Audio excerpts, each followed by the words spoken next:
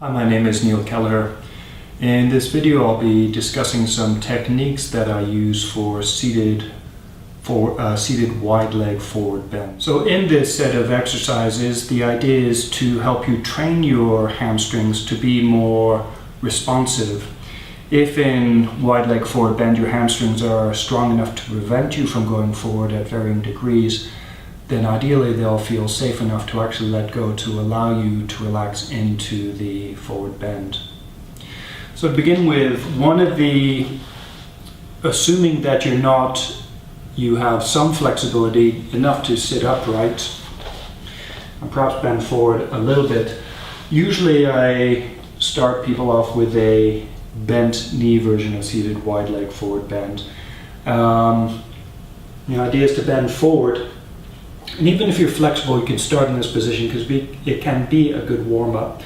And also it teaches you how to use your legs. And very simply, the idea is to press your heels into the ground. And you have to be leaned forward a little bit. But use your leg muscles, press your heels down into the floor.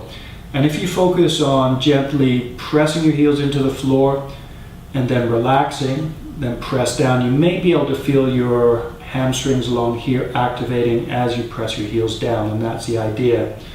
So with your hands on the floor, the sequence of actions that I use is 1, press the heels down, feel your hamstrings activating.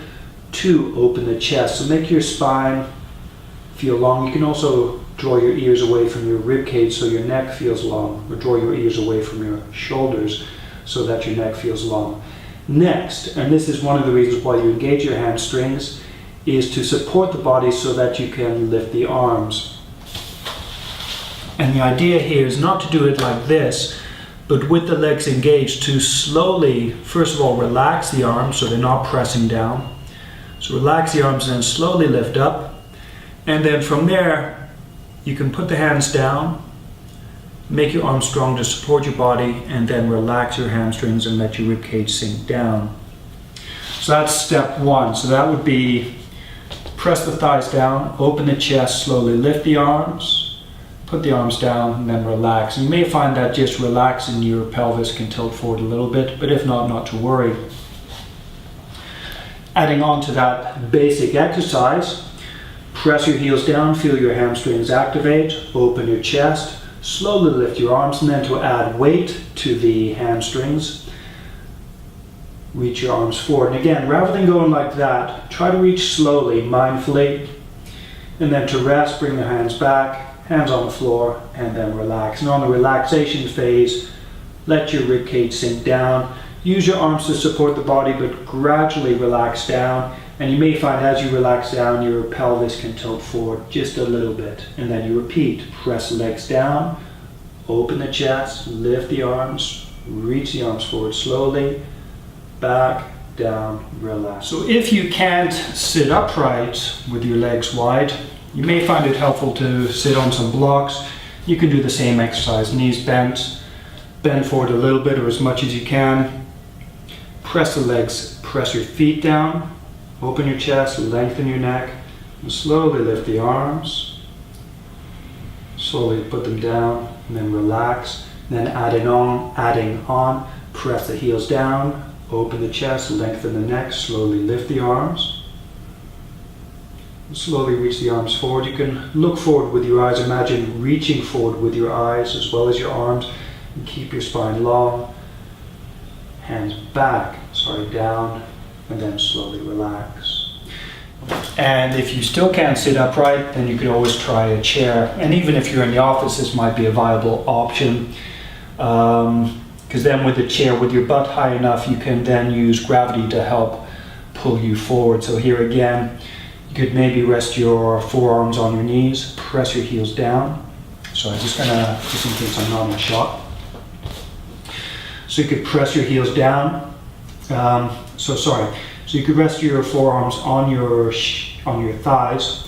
So here again, press your feet down, open your chest, lengthen your neck. And then here, slowly relax your arms and slowly lift them up. And then slowly keep your spine long, keep your legs pressing down, slowly reach forward and then back Brace yourself on your arms, relax the legs, and you may find that you can sink down a little bit. So now the next phase is to do the same exercise but with the knees straight. And again, this is still preparatory work. You may spend a few months or even years just doing this exercise, pressing down with the thighs to support your body weight, reaching your arms forward to add weight, and then coming back. But you can also build up on that. So with legs straight, the exercise is basically the same. Do it facing this way. And I'm only open up about 90 degrees. The idea here is, so in this instance I'm focusing more on the hamstrings rather than trying to widen the legs and doing split. So 90 degrees is adequate for now. So here again, hands on the floor. And the feeling here is slightly different, but the action is basically the same. The first action is to press your legs down, and you may find you can press your thigh bones down, you can press your shins down, maybe your heels, but try to press the back of your legs down so that they support your body. So slightly lean forward, or as forward as you can be.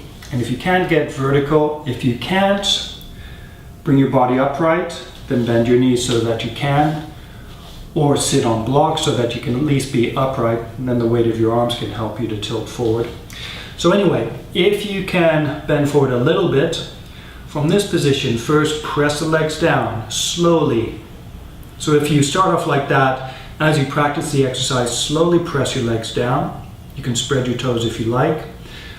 Open your chest, lengthen the neck, and here again, slowly relax the arms and then lift them up. And then reach them forward. You can look forward. You can focus your eyes, imagine reaching your eyes forward.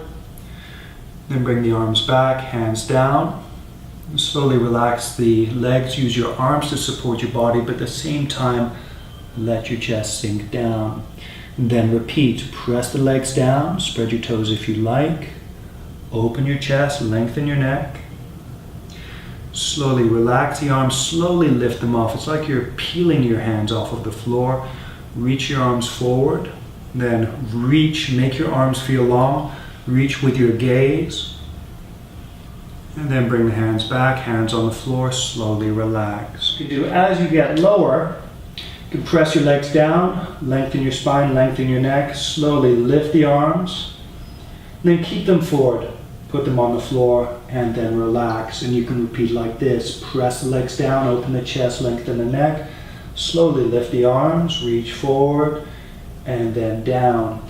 And then after repeating 5 or 6 times, for the final, you might choose to stay for half a minute or a minute.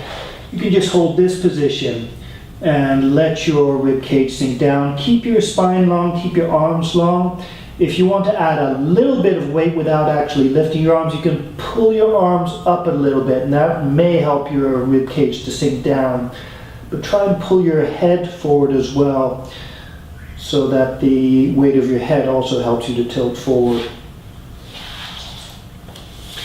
Now then, the next variation is to not activate the hamstrings prior to lifting the arms. And this can be a little bit intense, very uncomfortable the first few times that you do it. But the idea of strengthening the hamstrings first is to give your body, maybe your subconscious, confidence that your hamstrings can bear your weight, can support you, can act as a safety net when you're bent forward. So now that you have that awareness, then you can try doing the same exercises with while keeping the hamstrings relaxed.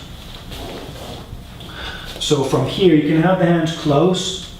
So here, and also I'd say the other reason for practicing activating the hamstrings is so that you can feel when they're activated, so that then it's easier to keep them relaxed for this next version of wide leg seated forward bend.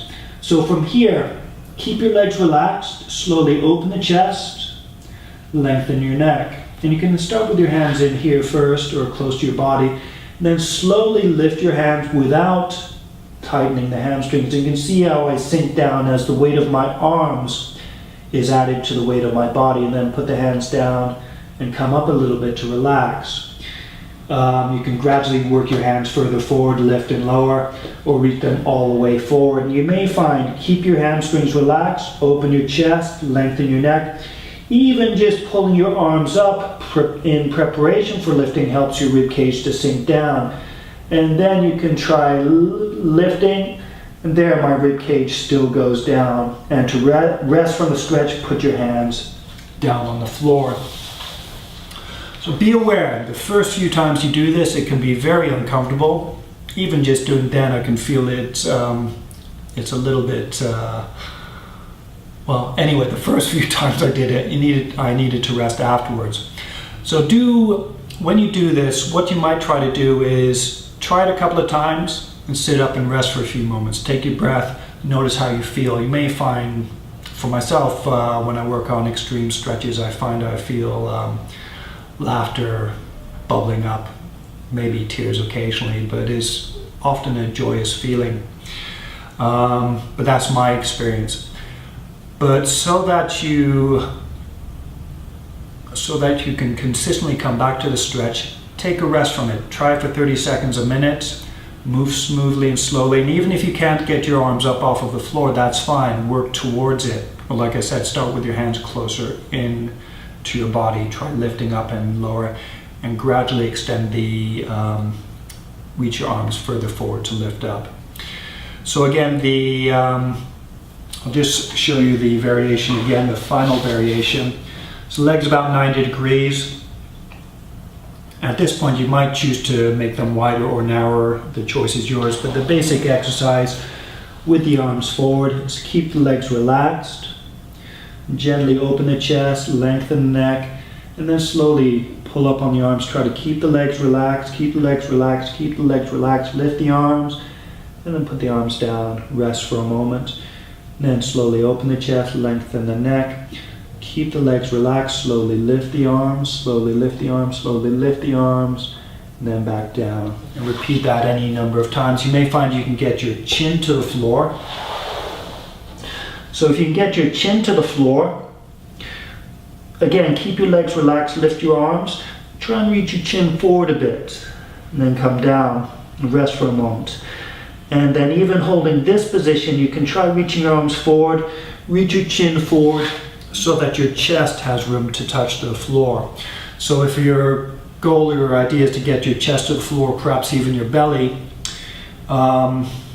experiment with lifting, pulling the arms up to add weight. Try reaching your chin forward so that your chest has room to touch the floor. And then try reaching your chest forward along the floor and down. And you may find that eventually you get that magical moment where you actually feel your chest touch the floor while you're doing this pose. Another option, which I do like, but is also can be quite intense, is to grab the toes. And here it might help if you can get your head on the floor initially. But here is a slight variation. If you press your legs down, open your chest, lengthen your neck, then for this variation, actually use your arms. So instead of you reaching your arms forward to add weight, pull up on your arms so that you're actually using muscular force to help your rib cage sink down, then relax. So open the chest, and pull. For this, I do find it helpful to press the legs down a little bit, and then from there, pull up on the arms, and then relax. Open the chest, press the legs down, pull up with the arms, and then relax. So you could repeat that a few times. Experiment for yourself. Try, see how it feels if you keep the legs relaxed and then pull up with the arms. And then also try it by pressing the legs down and pulling up on the arms. It's like you're using the muscles of the arms against the muscles of the legs, but so that you actually do go down, your arms exert slightly more force than the resisting force of your legs. But anyway, hopefully some or all of that was helpful. If you have any questions, please visit my website, or I've left a link to my comments. So you can always send me an email or something like that if you have any questions or comments. And even if these techniques help you, I'd love to hear that as well. It'd be nice to know that I'm making a difference. Thank you very much. Namaste.